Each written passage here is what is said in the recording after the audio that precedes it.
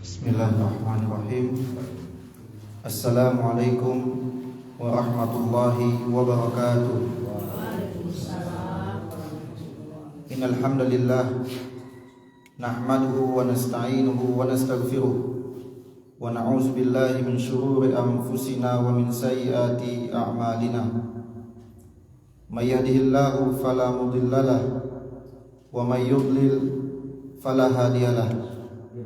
Asyhadu an la ilaha illallah wahdahu la syarika lah wa asyhadu anna Muhammadan abduhu wa rasuluhu alladzi la nabiyya ba'dah. Allahumma shalli ala Muhammad wa ala ali Muhammad wa man tabi'ahum bi ihsanin ila yaumiddin. Qala Allah jalla wa ala fi kitabihil karim, ya ayyuhalladzina amanu taqullaha haqqa tuqatih wa la tamutunna illa wa antum muslimun. Ya ayyuhan nasu taqu rabbakum alladzi khalaqakum min nafsin wahidah wa khalaqa minha zawjaha wa batha minhuma rijalan katsiran wa nisaa'a wattaqullaha alladzi tasaaluna bihi wal arham innallaha kana 'alaykum raqiba. Ya ayyuhalladzina amanu taqullaha wa qulu qawlan sadida yuslih lakum a'malakum wa yaghfir lakum dhunubakum wa may yuti'illaha wa rasulahu faqad faza fawzan 'azima. Wa ba'du. Dengan tak bosan-bosannya kami mengajak kepada kita bersama untuk senantiasa bersyukur kepada Allah Subhanahu wa taala, seraya melafazkan kalimat hamdalah alhamdulillahi rabbil alamin, di mana Allah Subhanahu wa taala begitu banyak mencurahkan kepada kita nikmatnya, taufiknya. Maka cukuplah nikmat iman dan Islam. Sekiranya Allah tidak memberikan selain dari nikmat ini, selain nikmat iman dan Islam, cukuplah ini adalah sebaik-baik nikmat untuk mendapatkan rahmat dan ampunan Allah Subhanahu wa taala. Karena dua nikmat ini, bapak-bapak, ibu-ibu rahimani wa rahimakumullah, mengalahkan nikmat dunia lainnya. Nikmat dunia tidak sebanding dengan nikmat agama. Nikmat dunia tidak sebanding dengan nikmat iman. Untuk apa kita dibukakan pintu dunia, dibukakan dalam perkara urusan dunia, akan tetapi kita tidak berada di atas nikmat agama? Maka ada orang terkecoh dengan nikmat ini.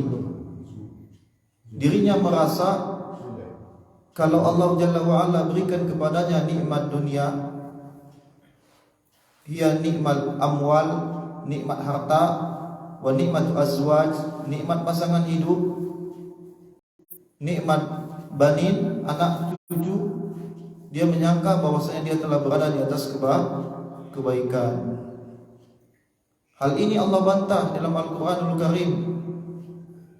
Fa ammal insanu idza mabtalahu rabbuhu fa akramahu wa na'amahu fayaqulu rabbi akraman wa amma idza mabtalahu faqadara alaihi rizqa fayaqulu rabbi ahanan. Ada orang-orang yang mengklaim ketika urusan dunia dibuka di hadapan matanya, kemudian dia berkata, sungguh Allah telah memuliakanku. Kemudian ada orang-orang yang disempitkan urusan dunianya, banting tulang dia, akan tetapi yang ia dapatkan adalah sesuatu yang mencukupi satu hari saja dari hidupnya.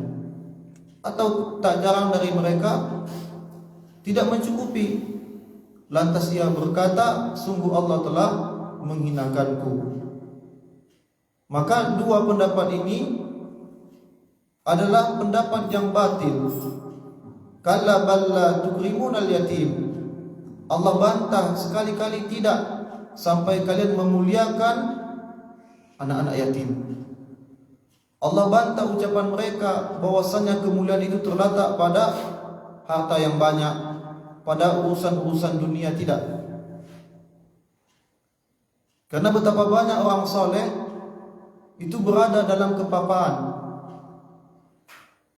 Sebut bagaimana menantu Nabi sallallahu alaihi wasallam hari demi hari dilewati. Ali bin Abi Thalib dengan Fatimah bintu Muhammad radhiyallahu anha, ini gambaran potret keluarga muslimah yang berada dalam ekonomi di garis kemiskinan.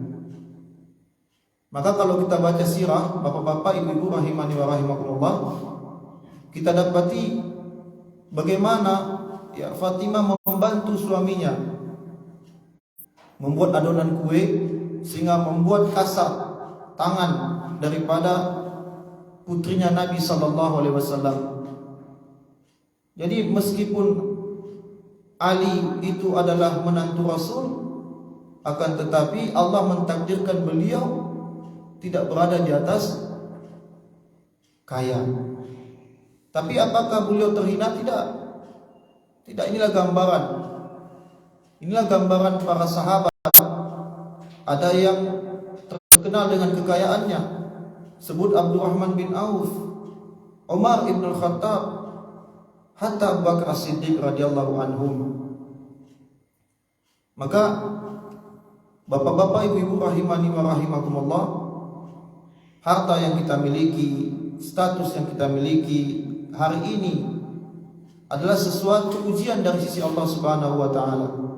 Sebagaimana juga apa yang kita tidak miliki dari dunia juga ujian dari Allah. Maka seorang hamba ketika dibuka dalam perkara urusan dunia atasnya, maka ia diuji dalam perkara ini. Akan tetapi ketika dia disempitkan perkara dunianya, maka harus bekerja lebih ekstra, harus menjadi buruh, kuli kasar, maka ini ujian bagi dirinya. Semoga Allah Jalla wa'ala tidak menguji kita dalam urusan agama kita, karena sesungguhnya fitnah agama itu lebih besar daripada fitnah dunia. Urusan agama, ujian agama itu lebih dahsyat daripada urusan atau perkara dunia. Selanjutnya salawat serta salam, Allahumma shalli ala Muhammad wa ala ali Muhammad. Salawat yang dibarengi dengan salam kerinduan semoga tetap tercurahkan kepada kedua kita, suri tauladan kita, Rasulullah Muhammad sallallahu alaihi wasallam. Bapak-bapak, ibu-ibu rahimani wa rahimakumullah, kita akan melanjutkan pembahasan tentang azab dan kengerian neraka Allah Subhanahu wa taala, yang mana kemarin kita telah membahas beberapa sifat daripada sifat-sifat neraka itu. Kita telah menyebutkan dalilnya kemarin tentang bahwasanya api neraka itu panasnya jauh lebih dahsyat daripada panasnya api dunia. Kita katakan kemarin mengutip hadis Nabi sallallahu alaihi wasallam bahwasanya hadis yang diriwayatkan oleh Imam Bukhari dan Muslim, narukum juz'um min sab'ina juz'an min nari jahannam. Ketahuilah api kalian di dunia ini satu bahagian dari 70 api neraka Allah Subhanahu wa taala. Maka bapak-bapak, ibu-ibu rahimani wa rahimakumullah, kita telah mendemonstrasikan kemarin bahwasanya api dunia saja sudah cukup membuat kita meringis kesakitan. Dari kita, terutama bapak-bapak, siapa kaki kita yang tidak pernah terkena knalpot panas? Ini sudah cukup membuat kita gelisah beberapa waktu. Sekuat apapun fisik seseorang, ketika knalpot panas ini mencium betis kita, maka tidak ada satupun manusia, ya, baik ia memiliki otot yang kekar, lagi kuat, melainkan ia akan meringis kesakitan. Padahal knalpot ini adalah aliran panas, tidak langsung panas. Dan ini masih api dunia. Api dunia. Lalu bagaimana dengan api akhirat? Api nerakanya Allah Subhanahu wa taala. Maka bapak-bapak, ibu-ibu rahimani wa rahimakumullah, dengan kita mengetahui tentang sifat-sifat neraka, kita berharap tentunya menambah keimanan kita kepada Allah, sekaligus memotivasi kita untuk lebih bersemangat lagi dalam beramal soleh kepada Allah Subhanahu wa ta'ala. Kenapa? Banyak orang yang sebatas beribadah kepada Allah Subhanahu wa ta'ala, akan tetapi dalam ibadah dia tidak menghadirkan ruh. Ruh di sini adalah gairah untuk bersemangat dalam beribadah kepada Allah Subhanahu wa ta'ala. Sehingga apa yang terjadi? Ketika dirinya tidak memberikan, tidak memasukkan dalam ibadah itu khauf. Karena ketika seorang beribadah, bapak-bapak, ibu-ibu rahimani wa rahimakumullah, dirinya harus meletakkan 3 fondasi utama. Apa itu? Yang pertama, mahabbah, cinta kepada Allah. Yang kedua, khauf, rasa takut kepada Allah. Yang ketiga adalah roja, rasa pengharapan kepada Allah. Mahabbah, cinta kepada Allah Subhanahu wa ta'ala. Dan kita yakin dan percaya seluruh orang yang beribadah yang hari ini berada di atas ketaatan, pertama sekali ia akan memberikan, meletakkan kecintaan hanya kepada Allah Subhanahu wa ta'ala. Tapi ketika kita berlanjut pada poin yang kedua, di sini dia poin yang acap kali ini dikesampingkan oleh kita yang beribadah kepada Allah, sehingga dampak daripadanya adalah solat itu asal siap saja. Terlebih lagi kalau solatnya nafsi-nafsi, yang penting asal baca udah selesai, tidak ada lagi rasa takut kepada Allah Subhanahu wa ta'ala.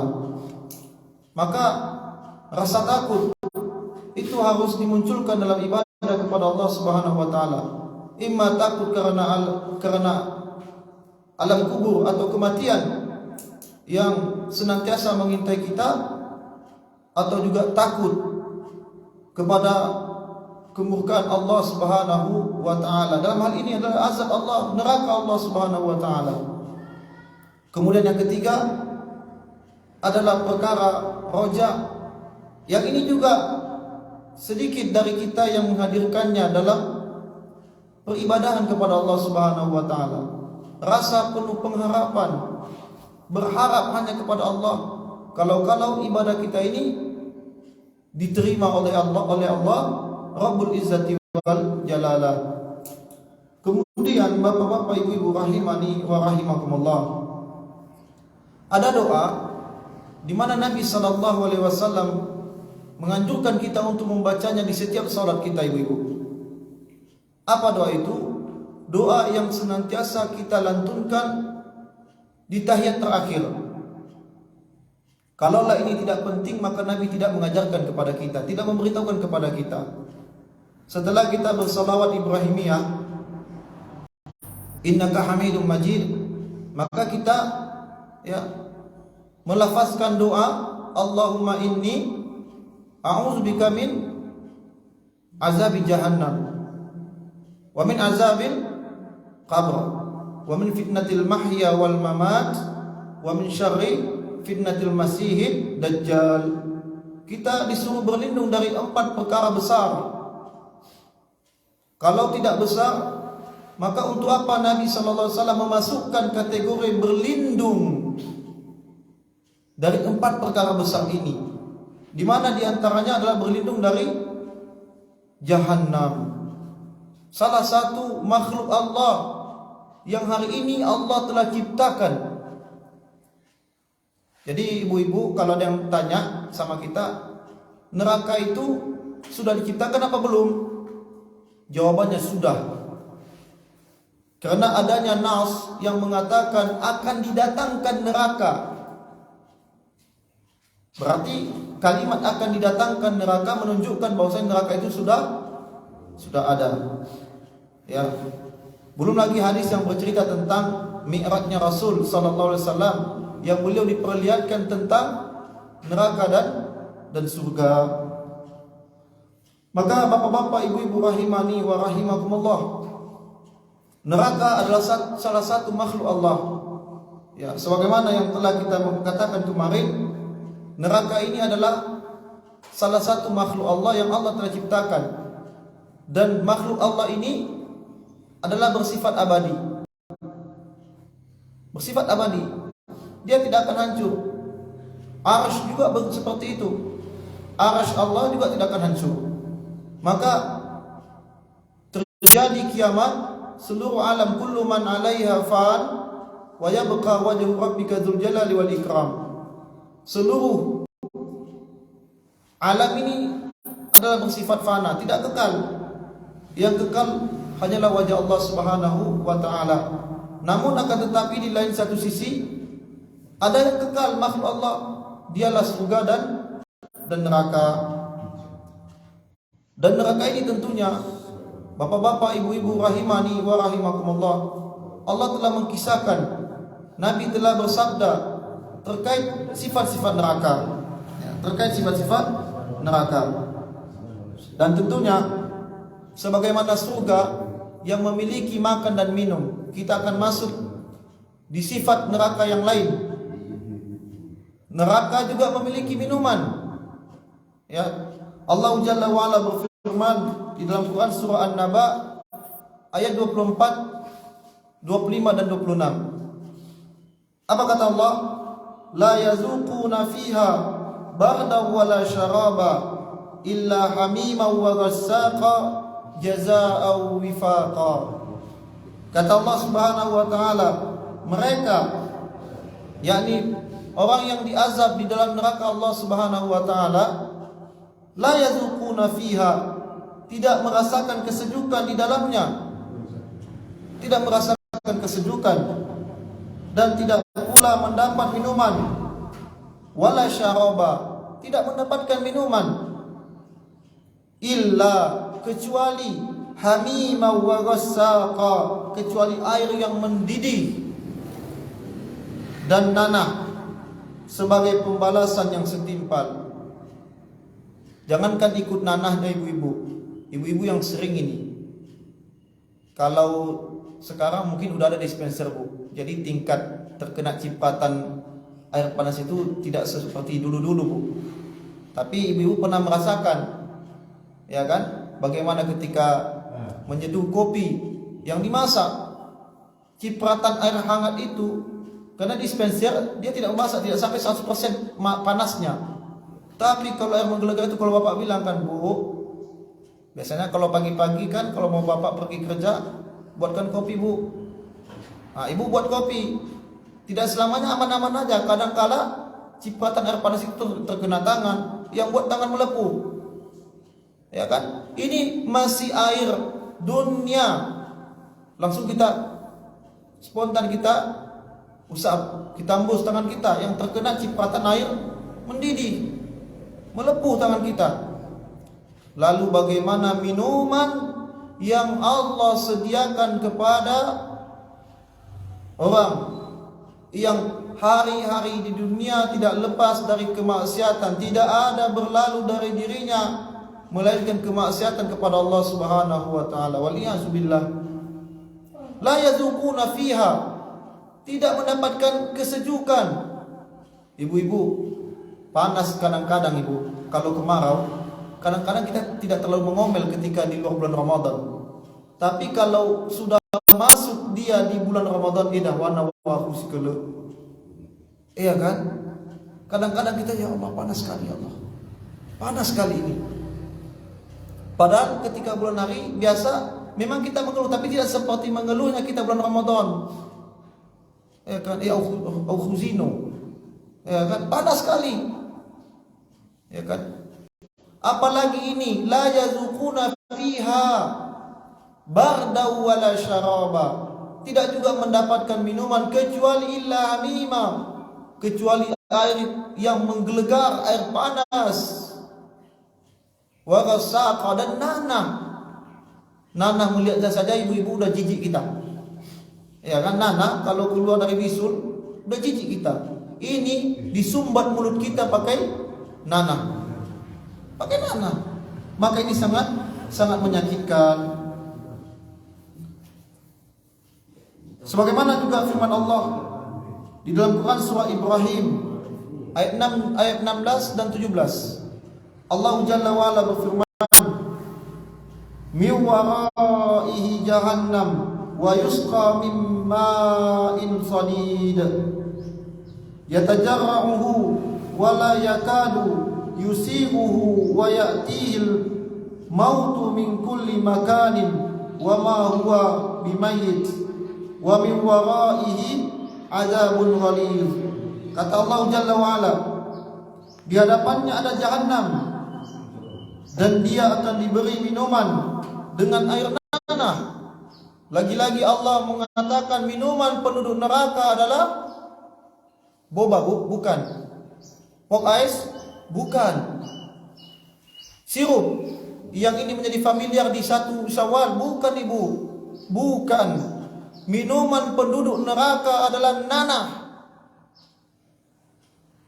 Para peminum khamar di dunia ini yang tidak mengerti akan kedudukan peminum khamar, pemabuk.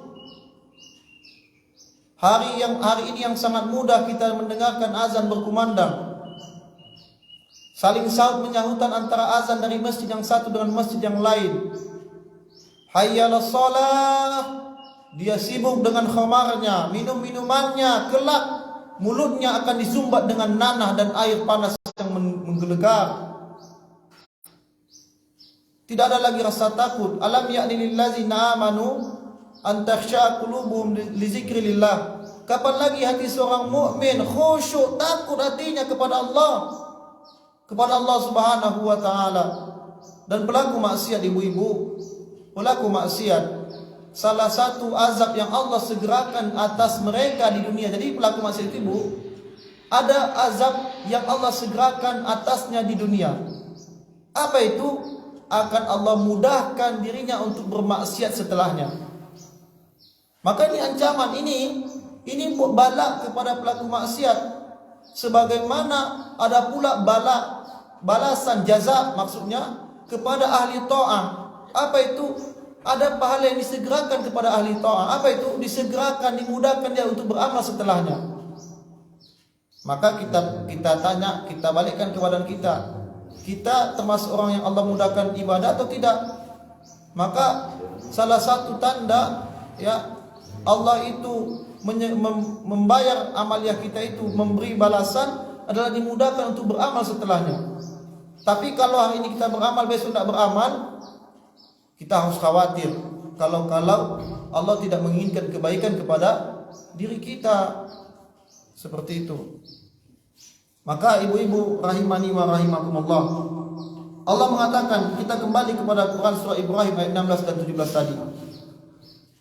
Ya, di hadapan penduduk neraka atau pelaku maksiat tadi ada jahannam, di mana dia akan diberi minuman dengan air nanah. Diminumnya air nanah itu dan hampir dia tidak bisa menelannya. Tidak bisa menelan. Tidak bisa ditelannya. Kemudian apa yang terjadi? Dan datanglah bahaya maut kepadanya dari segenap penjuru, tetapi dia tidak juga mati, dan di hadapannya masih ada azab yang berat. Makanya ibu-ibu rahimani wa rahimakumullah, kita kemarin telah berkisah bagaimana Allah Jalla wa Ala setelah memisah, setelah penduduk surga masuk surga, penduduk neraka masuk neraka, kemudian yang tidak kekal di neraka telah keluar dan Allah masukkan ke dalam surga. Di sini penting, di mana Allah Jalla wa Ala mengatakan beliau, kematian itu makhluk, selain Allah itu makhluk. Kematian akan didatangkan nanti di antara penduduk surga dan neraka dalam bentuk seekor kibas, seekor kambing. Kemudian Allah Jalla wa'ala menyembelih ini kambing. Ya, kematian tadi disembelih. Apa yang terjadi? Kemudian Allah Subhanahu wa taala berfirman, setelah ini tidak ada lagi yang namanya kematian. Yang ada adalah azab yang terus menerus kekal abadi selama-lamanya. Selama-lamanya. Maka penduduk neraka bergumam kepada Malik. Siapa Malik, Ibu? Siapa Malik, Pak? Penjaga neraka. Malaikat yang Allah tugaskan, malaikat yang Allah ciptakan, kata Rasulullah SAW ketika beliau berjumpa dengan Malik alaihi salam, beliau tidak memiliki wajah yang baik, penerimaan yang baik, karena Allah telah menciptakannya dari pertama sekali tidak memiliki muka yang baik, tidak tersenyum. Padahal yang mengunjunginya adalah Rasulullah Muhammad sallallahu alaihi wasallam. Para pendosa yang diazab di dalam kubur, mereka meminta kepada Malik agar menyampaikan hajat dan pinta mereka kepada Allah. Apa pinta mereka? Bunuh saja kami. Bunuh saja. Kenapa mereka meminta bunuh? Kenapa penduduk neraka meminta untuk dibinasakan? Karena mereka tidak tahan dengan azab Allah. Tidak ada yang tahan dengan azab Allah. Sakit mah saja sudah buat kita sakit luar biasa. Sakit gigi saja sudah buat kita tidak sabar. Lalu bagaimana azab Allah di neraka yang sakitnya tidak berhenti, tidak dibiarkan sedetik pun untuk menghirup aroma kebebasan. Sedetik aja tidak diberikan. Tidak diberikan kepada mereka para pendosa.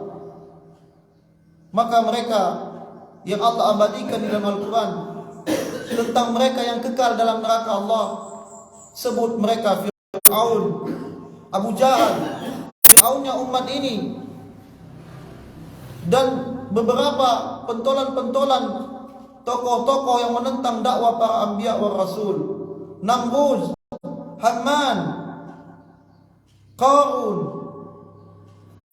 dan masih banyak lainnya, tokoh-tokoh yang menentang risalah ini, agama Allah ini, yang mereka itu kekal. Dan bagi mereka tidak berlaku tentang penghentian azab kubur. Ingat ibu-ibu, Allah Jalla wa'ala menghentikan azab kubur di bulan Ramadan. Tetapi bagi mereka yang dikecualikan ini, para orang kafir, tidak dihentikan bagi mereka azab. Sementara hari kiamat belum tegak. Hari kiamat belum tegak. Coba, lama mana ibu-ibu Fir'aun hidup di atas dunia apa di dalam tanah? Dalam tanah. Abu Jahal, Fir'aunnya umat ini, yang dia dibunuh di peperangan, itu dia hidup di dunia berapa tahun? Tak sampai 100 tahun. Sekarang sudah berapa Hijriah Bapak-bapak? 1444 Hijriah. Hampir 15 abad ibu. Fir'aunnya umat ini dalam tanah, dia diazab. Makanya ibu, ketika Abu Jahal ini mati, dilemparkan dalam lubang, ya kan? Ketika setelah selesai perang Uhud, maka Rasulullah SAW berbicara kepada bangkai-bangkainya orang Quraisy. Ya, Rasulullah menyeru, berbicara kepada mereka seolah-olah mereka masih hidup. Apa kata Nabi SAW? Lihat bagaimana janji Allah atas diri kalian. Sehingga para sahabat, kami lupa apakah itu Umar, menimpali ucapan Rasul. Ya Rasulullah, engkau berbicara kepada yang sudah mati. Sesungguhnya Allah perdengarkan ucapanku kepada mereka hari ini, saat ini. Di awal itulah, setelah mereka mati, permulaan dari azab Allah Subhanahu wa taala ila yaumi yub'atsun, sampai hari kebangkitan, sampai hari kiamat. Dan mereka melolong kesakitan.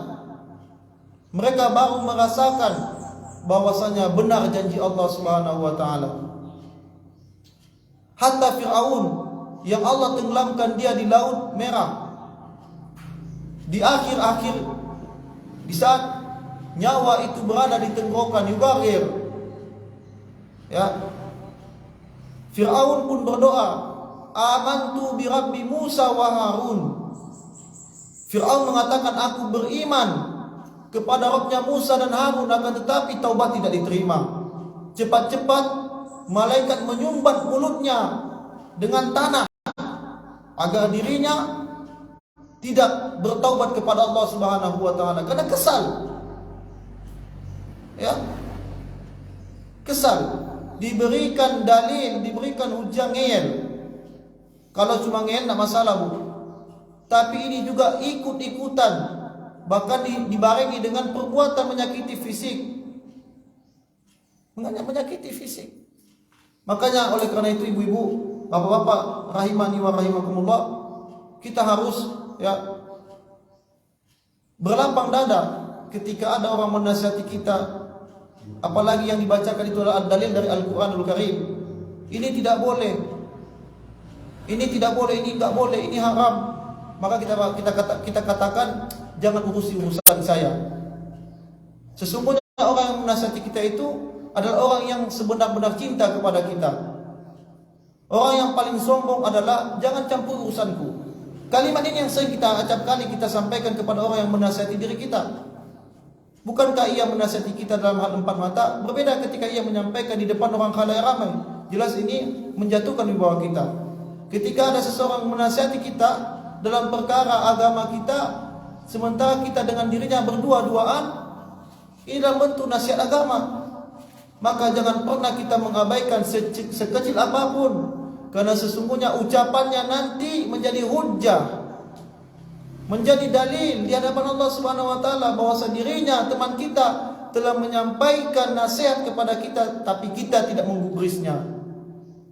Perkara kita tidak bisa meninggalkan amalia itu misalkan, itu ada perkara yang lain, akan tetapi kebenaran telah sampai atas diri-diri kita.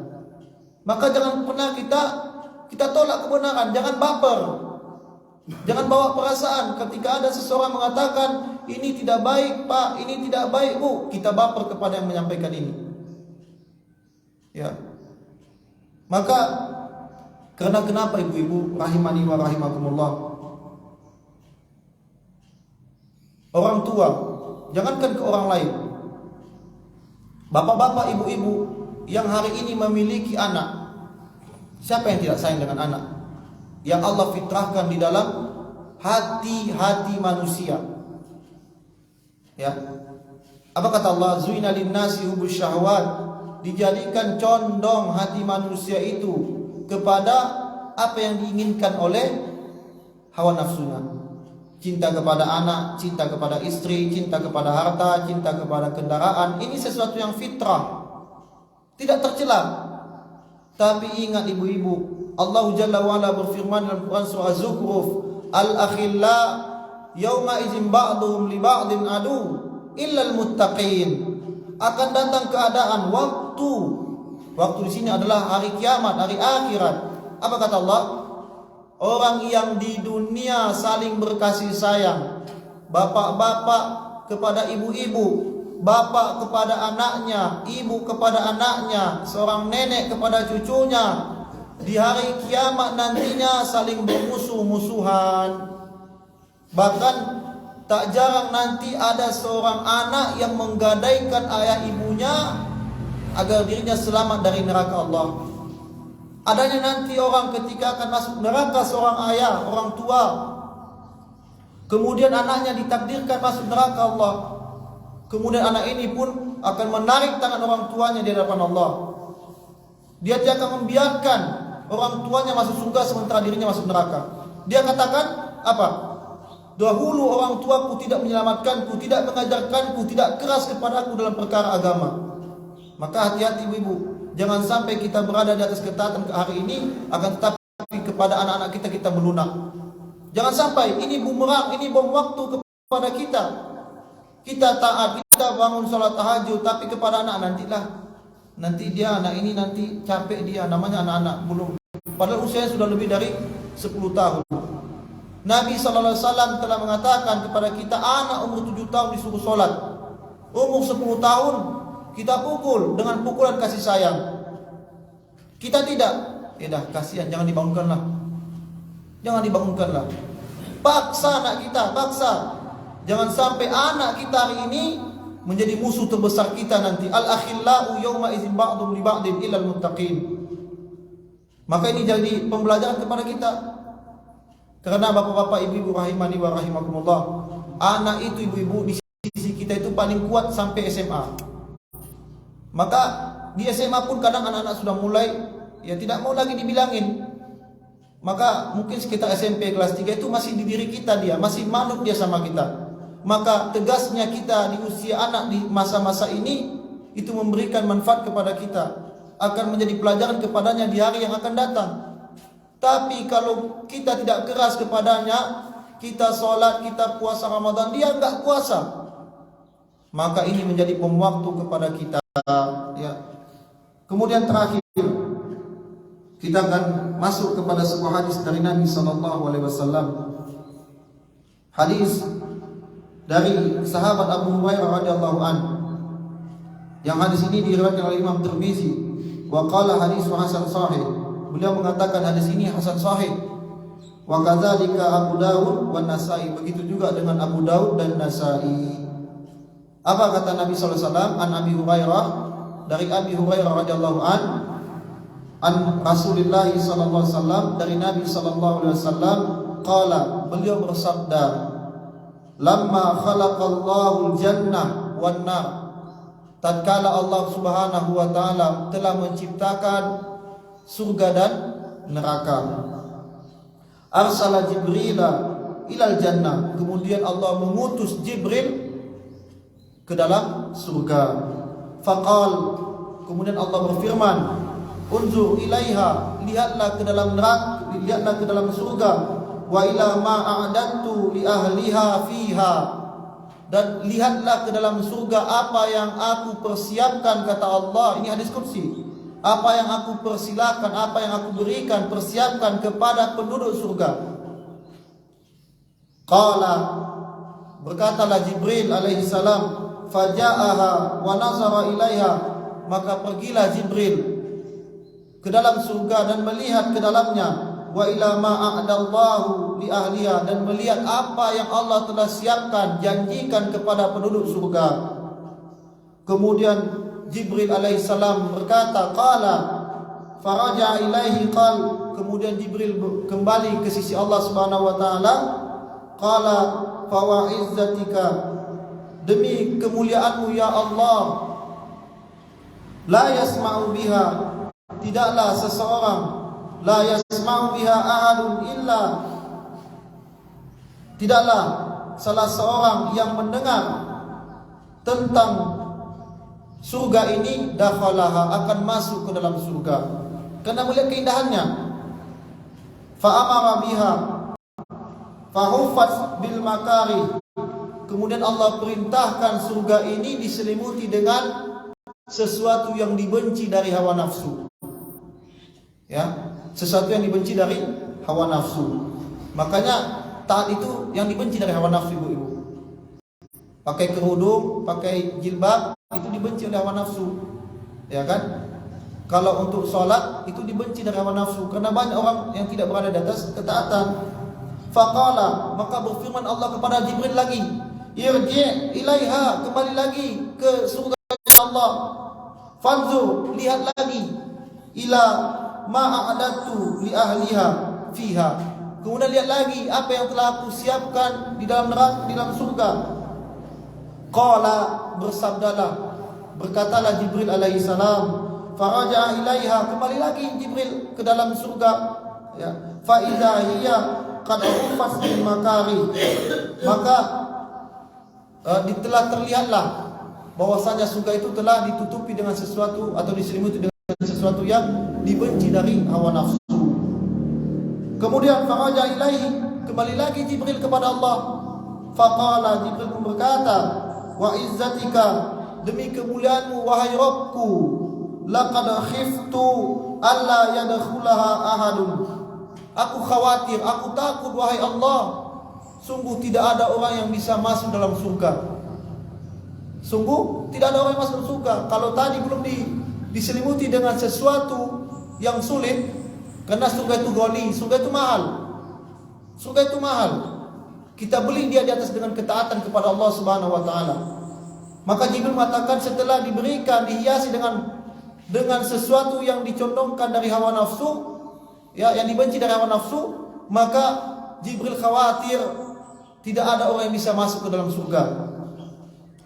Kemudian Allah Jalla wa Ala berfirman lagi kepada Jibril, "Idhhab ilan nar." Pergi lagi ke neraka. Setelah Allah menyuruh Jibril ke surga, Allah menyuruh Jibril ke dalam neraka. Ya. Fanzur ilaiha, lihat di dalam neraka. Wa ila ma a'dadtu li ahliha, dan lihat apa yang aku telah siapkan untuk para pendosa. Fa idza hiya yarkabu ba'dha ba'dha. Karena di dalamnya itu terdapat tingkatan-tingkatan neraka. Ya, tingkatan-tingkatan neraka. Fa'aja ilaihi faqala, kemudian kembali lagi Jibril ke sisi Allah Subhanahu wa taala, dan beliau berkata, faqal wa izzatika, demi kemuliaanmu wahai Rabbku, la yasma'u biha ahad, tidaklah orang mendengar dari nerakamu ya Allah, fayadkhuluha, yang dia akan masuk ke dalamnya, ya, fayadkhuluha fa amara biha, kemudian Allah pun memerintahkan neraka, fahufat bisyahawat, kemudian Allah berikan neraka itu dikelilingi dengan hawa nafsu, dengan yang dicondongkan dengan hawa nafsu. Faqala irji ilaiha, kemudian Allah menyuruh Jibril lagi kembali untuk melihat neraka Allah. Faraja ilaiha, kemudian dia kembali lagi setelah melihat, ya. Faqala wa izzatika, demi kemuliaanmu wahai Rabbku, laqad khasyitu, sungguh aku khawatir, aku takut, alla yanju minha ahadun illa dakhala, aku khawatir tidak ada yang selamat untuk tidak masuk ke dalam neraka Allah Subhanahu wa taala. Karena neraka telah diselimuti dengan yang dicintai dari hawa nafsu. Maksiat itu dicintai dari hawa nafsu, tidak sholat itu dicintai dari hawa nafsu. Antara bangun tidur di sepertiga malam dengan tidur lagi, mana lebih condong kuat tarikannya? Lebih condong lagi kita untuk tidur. Tapi cintanya Allah, ibu-ibu rahimani wa rahimakumullah, orang yang berada dalam usia uzur, dia mau 5-6 kali bangun tengah malam. Maka di antara bangun kita ini, berikan salah satu waktu kita untuk sholat kepada Allah. Kurang apa coba Allah berikan alarm kepada orang tua? Kurang apa? Jangan sampai kita menjadi bahan bakarnya neraka Allah Rabbul Izzati wal Jalala.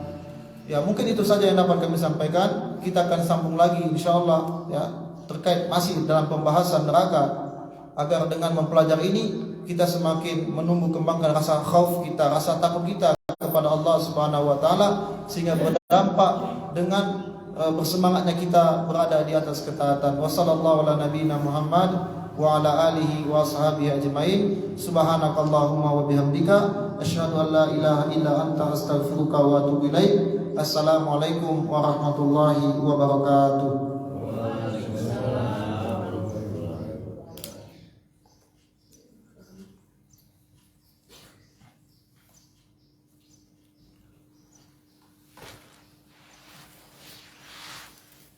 Sebentar Ustaz. Iya Pak. Ada dua pertanyaan saya. Pertama tadi. Iya Pak. Di awal tadi Ustaz sampaikan bahwa masalah kita hari ini adalah sifat-sifat neraka. Iya. Tapi setelah habis tak ada pun tersinggung masalah sifat-sifat neraka. Iya. Yang tersinggung tadi adalah kata neraka. Iya. Itu yang terakhir. Iya. Kemudian ini dari materi kita ini. Iya. Ada yang terkadang dari saya masalah sholat tarawih dan sholat tahajud. Iya. Apa bedanya itu? Kenapa sama-sama sholat malam? Iya. Itu aja. Iya. Assalamualaikum warahmatullahi wabarakatuh. Barakallahu fiik. Terkait dengan sifat-sifat neraka, bapak-bapak, ibu-ibu rahimani wa rahimakumullah. Ya, terkait dengan sifat neraka, tingkatan-tingkatan neraka, tentang kita mengatakan tadi tentang apa minuman neraka itu ada sifat-sifat neraka. Kita mengatakan bahwasanya minuman dari penduduk neraka ya adalah nanah dan air panas yang menggelegar. Kemudian juga kita telah sampaikan juga terkait dengan apa saja ya tingkatan, termasuk tingkatan-tingkatan itu bahagian dari sifat-sifat neraka, menceritakan tentang apa-apa yang menjadi daripada azab yang Allah sediakan kepada orang yang akan masuk ke dalam neraka Allah Subhanahu wa taala. Kita masuk kepada beberapa poin-poin penting saja. Satu dua yang akan kita kutip, kita sampaikan agar apa? Agar ini menjadi kajian yang berlanjut untuk pembahasan kita ke depannya, sehingga membuat kita lebih termotivasi untuk mendengarkan kajian ini. Kemudian yang kedua terkait dengan apa beda antara sholat malam tarawih dengan tahajud ya, di mana Nabi SAW bersabda, man qama Ramadan imanan wa ihtisaban ghufira lahu ma taqaddama min dzambi. Barang siapa sholat malam, tentunya qama di sini adalah sholat tarawih, imanan wa ihtisaban, penuh iman dan penuh pengharapan, wa ihtisaban ghufira lahu, maka Allah akan ampuni kesalahannya, ma taqaddama min dzambi, dari apa yang dilakukan. Tentu dosa ini adalah dosa-dosa kecil ya kan. Terus pertanyaannya, apa beda sholat tarawih Ustaz dengan sholat tahajud ya? Maka sholat tahajud itu dilakukan di akhir malam. Nah, itu Pak ya, sholat tahajud itu dilakukan di akhir malam. Nah, sholat tahajud ini berbeda dengan sholat malam. Kalau setelah sholat tahajud kita mau sholat lagi ya, itu namanya sholat malam. Tapi sholat tahajud dia memiliki syarat dan rukun. Kita harus istirahat. Kalau kita tidak istirahat, misalkan orang yang kerja di shift 3 ya, shift 3, part 3, dia tidak istirahat, kemudian dia sholat, itu tidak masuk dalam kategori tahajud ya, tidak. Karena ada tahajud ini Bapak-bapak adalah sholat yang pertama sekali diwajibkan ya, sholat yang pertama sekali diwajibkan sebelum diwajibkan sholat 5 waktu. Dalilnya apa? Quran surat Muzammil dan Mudaththir. Ya ayyuhal muzammil qumil laila illa qalila. Wahai orang yang berselimut, qumil laila illa qalila. Qum, bangunlah untuk mengerjakan salat malam, salat tahajud. Kemudian hukum awalnya yang menjadi wajib berubah menjadi sunnah muakkad, sunnah yang ditekankan ya. Coba kalau sekiranya salat tahajud ini wajib, boro-boro salat tahajud, salat subuh saja banyak yang ini Pak ya, yang berat. Dan lihat kemurah hatian Allah, Allah jadikan sholat subuh itu cuma 2 rakaat, cuma 2 rakaat. Nah, makanya oleh karena itu Allah Jalla wa Ala tahu akan kebutuhan kita ya, Allah tahu akan kebutuhan kita. Allah Jalla wa Ala tidak menjadikan kita berat dalam syariat, hanya kita yang tidak mau berada di atas ketaatan kepada Allah Rabbul Izzati wal Jalala ya. Barakallahu fiik. Mungkin itu saja yang dapat kami sampaikan. Assalamualaikum warahmatullahi wabarakatuh.